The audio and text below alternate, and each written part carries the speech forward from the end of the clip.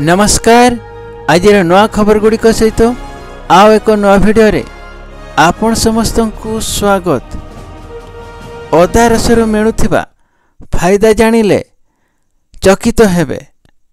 अदा शरीर सुस्थता पई बहुत लाभदायक। चा ठारू आरंभ करी तरकारी प्रस्तुति रे यह व्यवहार होइथाय। कफ ठंडा हेले अदा रस पीबाकू दे जाइथाय। मुहरे अदा रस मिसाई पीले ठंडा काशरू उपशम मिलता है। एतद् व्यतीत प्रतिदिन सकाळे अदा रस मिसा पानी पीवा द्वारा शरीर को बहुत फायदा मिलता है।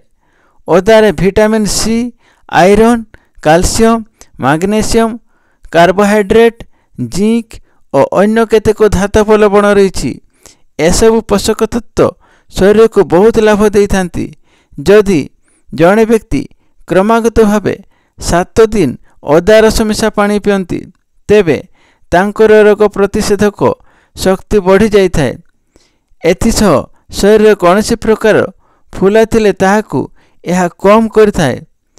अदानरे एंटी इन्फ्लामेटरी गुण रही जहाँकि शरीर थिबा फुला को कम करिथाय।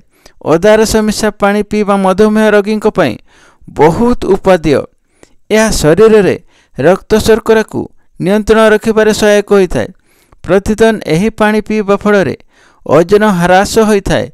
सकाळे खाली पेटरे अदा रस मिसा पानी पीवा फल पेटरे जमिथिबा चर्बी कम होता है।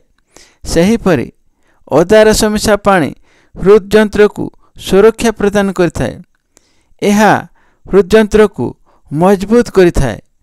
यह रक्तचाप को नियंत्रण करिबारे सहायता मध्य करथाय। खबरटी को भल लगिले लाइक, कमेंट, सब्सक्राइब करने को भूलते नहीं। भिडियोटी को शेष पर्यंत देखिबा पई चेष्टा करंतु। धन्यवाद।